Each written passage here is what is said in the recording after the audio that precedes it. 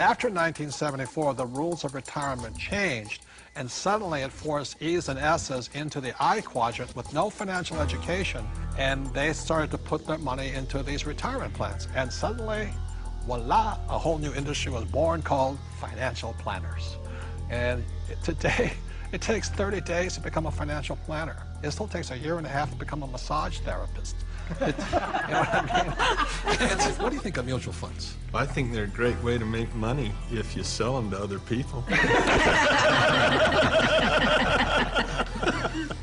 Well, I think it's one of the worst places a person could put money. They really do. They make other people rich. You know, hidden fees, expense ratios, and you talk about the law of compound interest. Well, there's the law of compound expenses. Okay, so let me ask you this. If I say to you, invest for the long term, you know what I mean, for 30, 40 years, what do you think about that in a paper asset? You've lost control that quick. Liquidity is what paper assets are about. Your ability to sell and buy without negotiation problems. And so the moment you say, I'm going to buy this, I'm going to hold Enron, I'm going to hold WorldCom, and I'm going to hold, you know, GM, and I'm going to hold United Airlines, and where you can just go on and on. How about Pan Am? But the moment you decide to hold that, what control do you have? None. You know, yeah, in real estate, you can force the appreciation, paint it, carpet. You can't do that with paper. Right. Well, your only control is to sell. If you hold it forever, you're rolling the dice and saying, I hope it works out.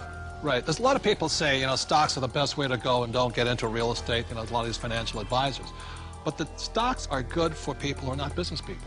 You see, as entrepreneurs and real estate people, when you look at a financial statement, I personally am responsible for income, expenses, assets, liabilities. But as an investor, even in Microsoft, I have no control over income, expense, assets, and liabilities. Is that correct? All you can do is sell or hedge. That's all you can do.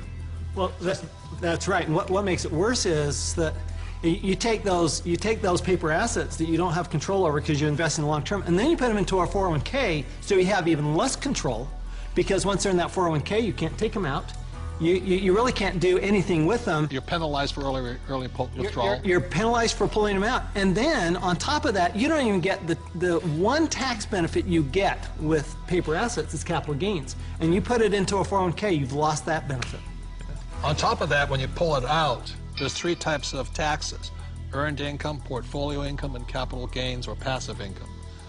And savings and mutual funds, what are they taxed at? Well, when you pull them out, when it's going through a 401k, they're all taxed at that highest ordinary income rate. It's the worst thing you could possibly do if you plan to be rich. But if you plan to be poor, it's a pretty good plan. Robert, I've seen you take heat in the press by this, where you say they're risky. And I'll tell you where I think the risk is. When you sit down and they say, we're going to diversify you. You know, that way if one company goes down, you got all these other companies to buoy you up. And that's fine for a non-systematic type thing, but a system-wide problem, it does not protect us if the system breaks down. Because it's not diversification. Yeah, it's more fragile now than I think it ever has before. And I think these people saying, well, I'm well diversified. They're not well diversified. You diversify across asset classes, not just in bunches of stocks, in my opinion anyway. So the problem here with diversification, it doesn't protect you from a crash. Right. And it's not diversification anyway, and Buffett does not, Warren Buffett, the world's greatest investor, reportedly, says diversification is something like it's protection from ignorance. Right. But it's ignorance from both the person selling you the plan as well as you who invest in the plan. But this is the biggest thing that really bugs me. When Kenny and I buy real estate, we always buy insurance, don't we? Yeah. And then when we drive a car, we have insurance. Right? Is there insurance for mutual funds? Well, not for the average person. No. I mean, is there insurance on your 401k that what you put in will be there when you retire? And which is more likely to burn down in the next 5 years, your home or your 401k? And I'll say it again. We all drive cars with insurance, hopefully. We have houses with insurance. When we buy real estate, we have insurance. Our companies have insurance.